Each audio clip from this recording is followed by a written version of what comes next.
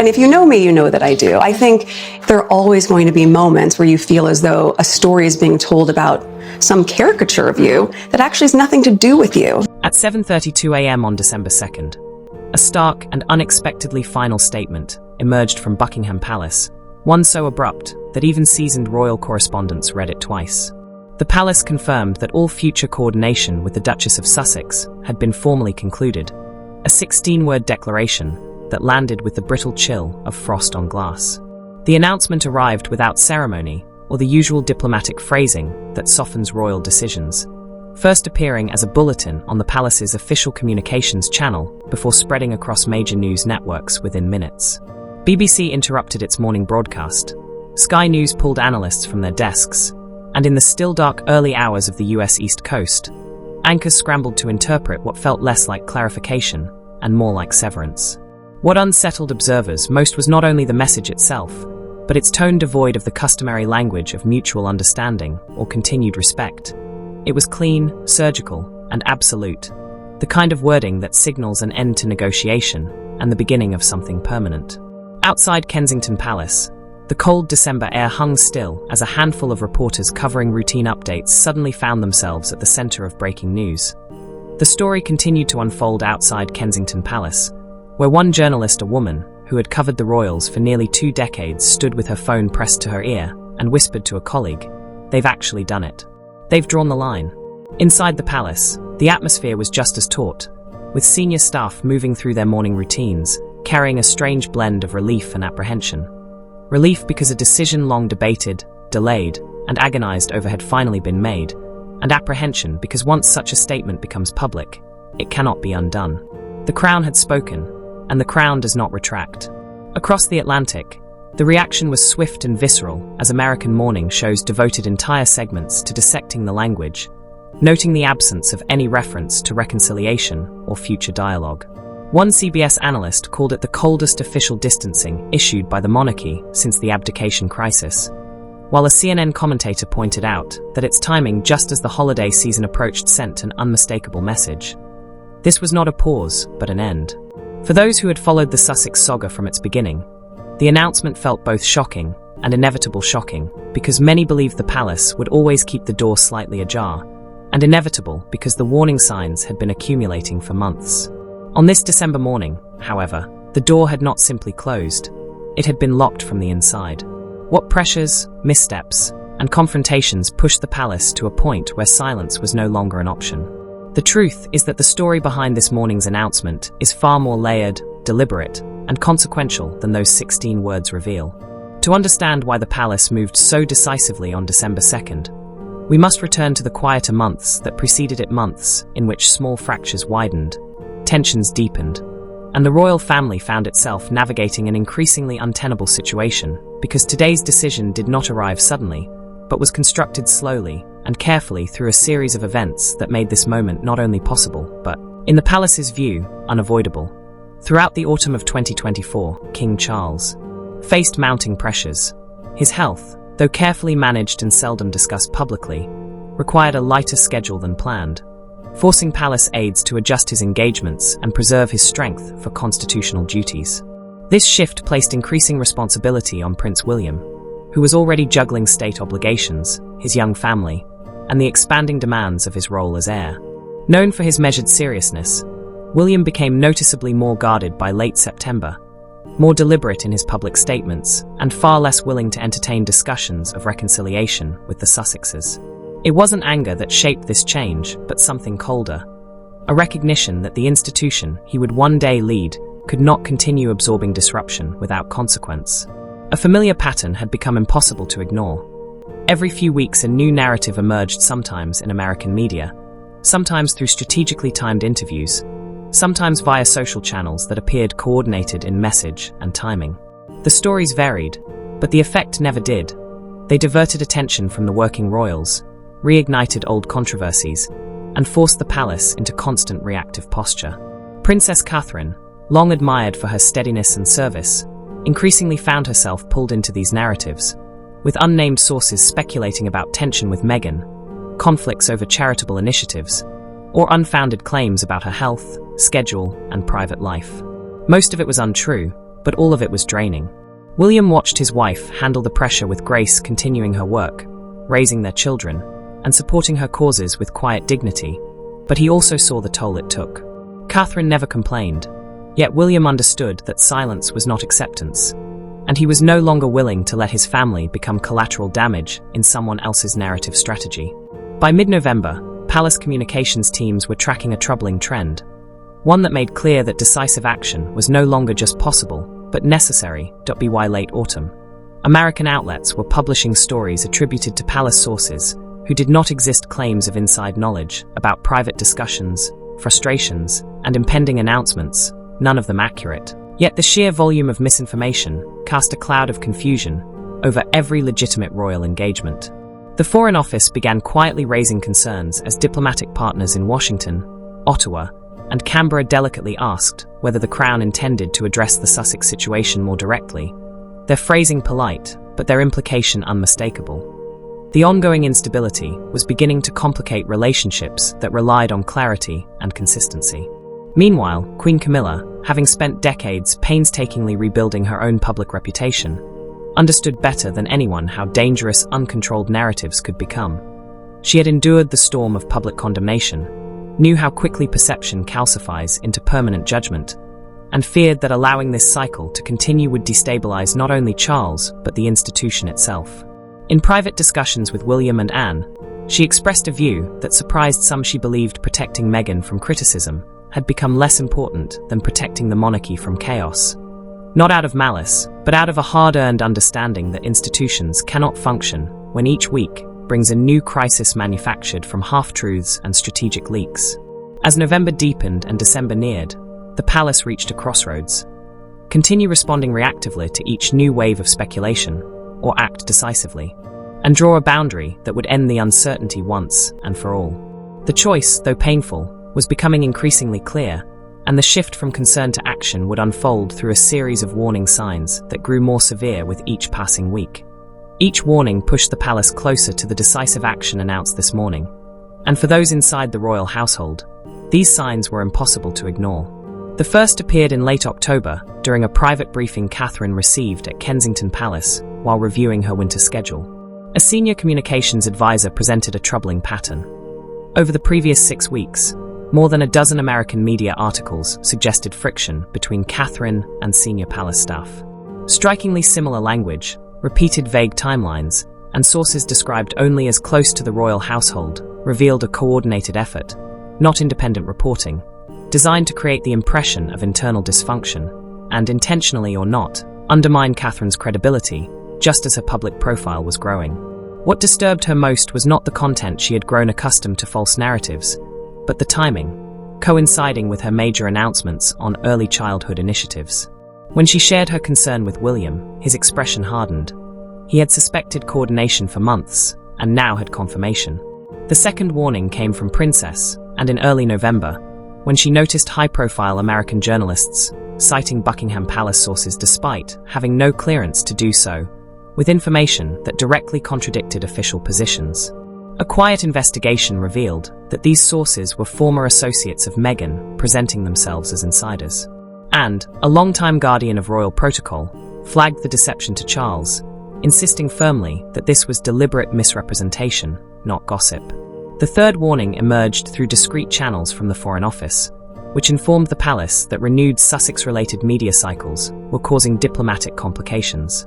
Partners in North America expressed frustration that every royal visit and state function was overshadowed by questions about internal family dynamics, warning that the monarchy's unresolved issues with the Sussexes were no longer merely personal, but a governance concern.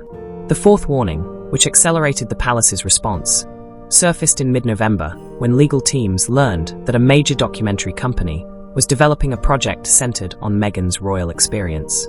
Leaked through intermediaries, the proposal outlined a year-end release timed to coincide with the Christmas season, promising new interviews, revisiting old grievances, and framing Meghan's departure as a story of institutional conflict.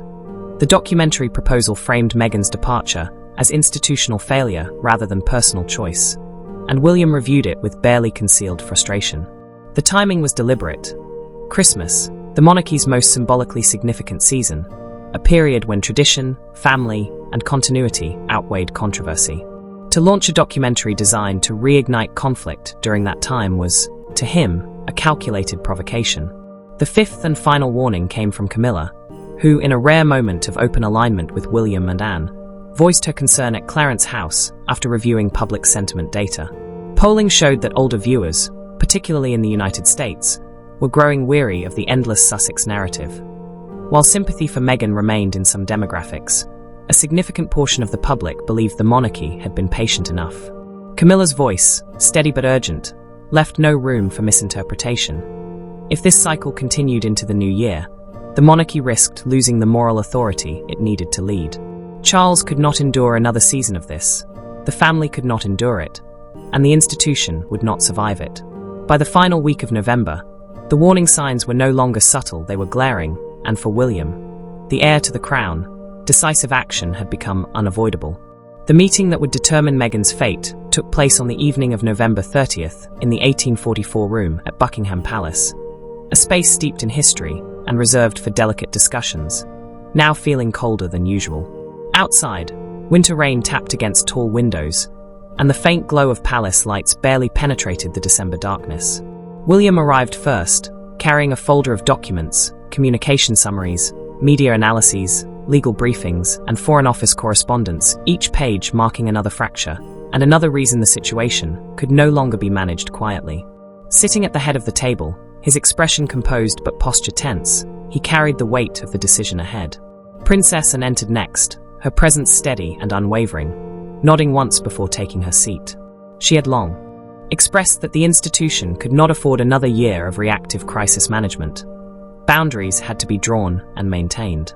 Moments later, Queen Camilla arrived, her dark winter coat framing a face of concern balanced with resolve. She understood the emotional cost, but also the necessity.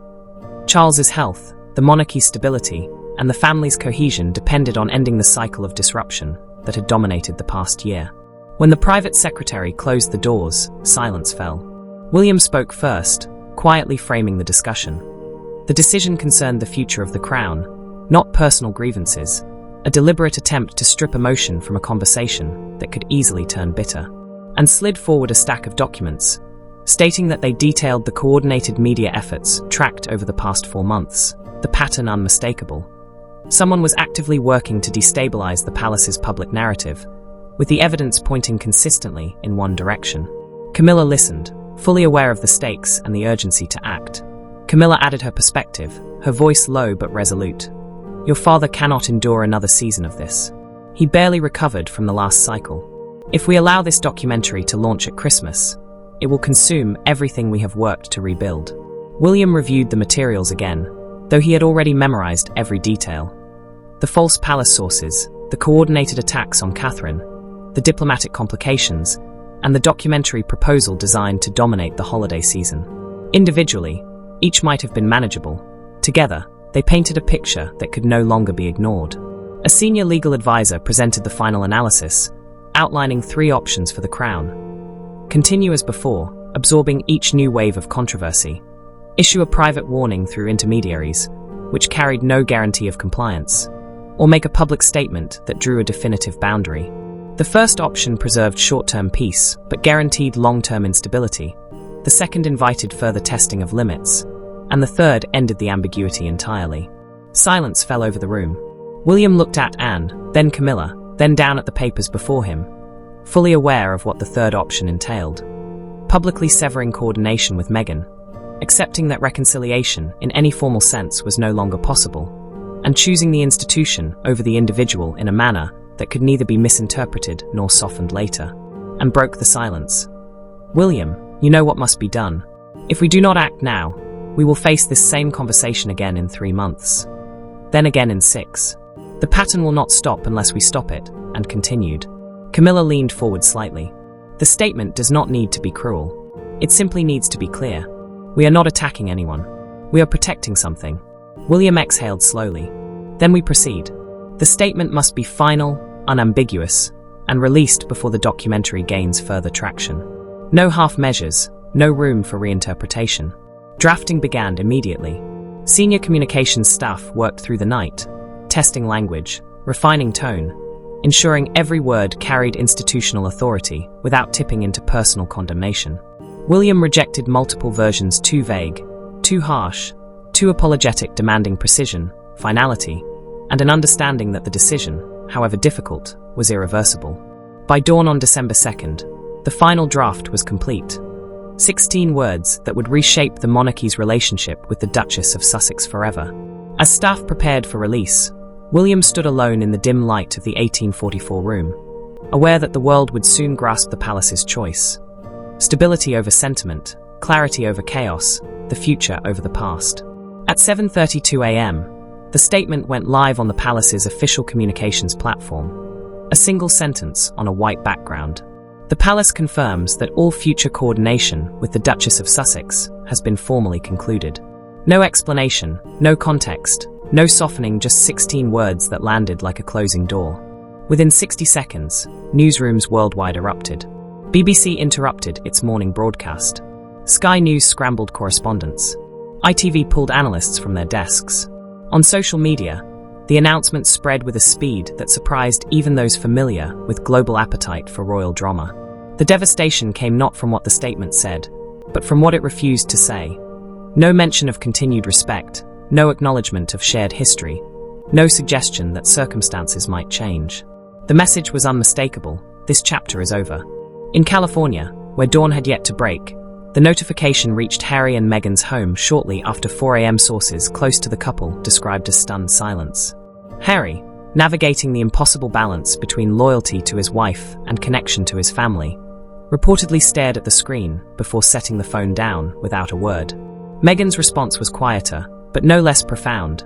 She had prepared for private warnings, requests for dialogue, even a formal rebuke framed diplomatically, but this final, preemptive conclusion felt entirely different. Back in London, the palace braced for the inevitable storm. Communications teams fielded urgent calls from journalists seeking clarification. Legal advisors assessed implications for future interactions.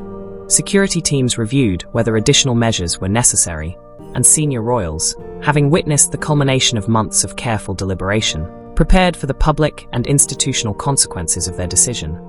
Those who had made the decision collectively now faced the task of defending it publicly through their silence. Princess Anne resumed her scheduled engagements with characteristic composure.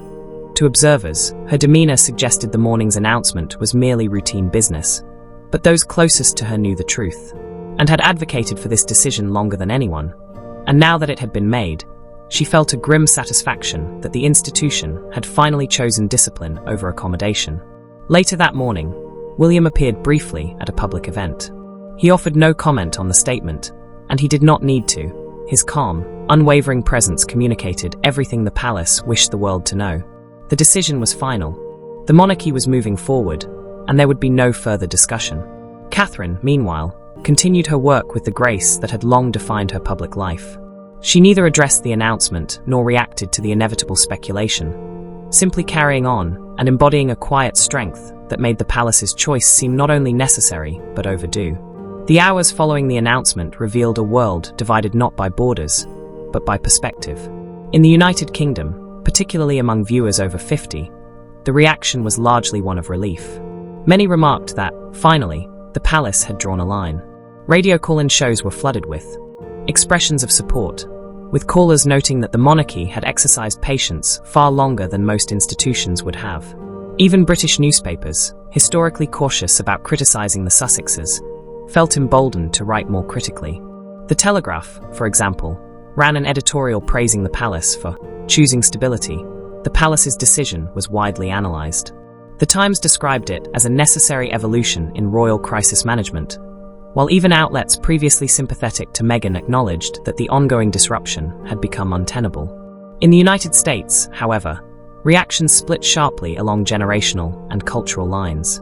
Older viewers, particularly those who remembered the Diana years, saw the announcement as harsh but understandable, recognizing the institutional pressures the palace faced and appreciating the clarity of the decision, even if they personally felt sympathy for Meghan. Younger audiences, especially those who had followed Meghan's journey from the beginning, responded with anger and disbelief, flooding social media with accusations of institutional cruelty, racism, and abandonment. while hashtags demanding accountability trended for hours, and think pieces questioned whether the monarchy had learned anything from past mistakes. Inside Buckingham Palace, staff experienced a complex mix of emotions. Relief that a lingering source of tension had been resolved, coupled with apprehension about what might come next. Meghan had remained largely silent in recent months, but silence could be temporary, and a woman with nothing left to lose and a global platform at her disposal was not someone the palace could afford to underestimate. Legal teams began preparing for multiple scenarios: a public response from Meghan, a media interview, a book, or a documentary moving forward. Despite the palace's statement, each possibility carrying significant risk and requiring careful contingency planning. The palace had drawn its line. Now it would have to defend it. For the broader royal family, the decision brought a sense of weary unity. Charles, though emotionally pained by its finality, understood that the institution he had inherited could not survive another year of managed chaos. William and Catherine, relieved to have clarity at last, refocused their energy on the future they were building for their family. William and Catherine focused on their children, while Anne, ever the pragmatist, moved forward, secure in the knowledge that the crown had chosen survival over sentiment. As the winter sun set over London on December 2nd, and the shock of the morning's announcement settled into a quieter awareness, a larger truth became clear. This was not merely a story about royalty or protocol, but about boundaries, consequences, and the painful clarity that arrives only when all other options have been exhausted. For Meghan, the announcement represented a profound loss, not just of formal connection to the institution she once married into, but the confirmation that any bridge she might have hoped for had been permanently closed. A hard truth for someone navigating the impossible space between public expectation and personal authenticity. Yet, the lesson transcends royal drama. Institutions, whether monarchies, families, or organizations, cannot operate indefinitely amid unresolved tension. Clarity eventually outweighs hope. Boundaries become more protective than patience, and difficult decisions, however painful, are often the only path to stability. Observing this unfold, it is easy to recognize similar crossroads in our own lives.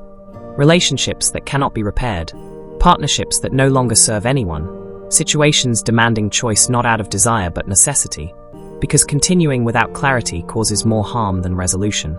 The palace's decision was deliberate, made not in anger, but after months of escalating pressure, institutional strain, and the recognition that protecting the future sometimes requires letting go of the past, a truth many understand intimately.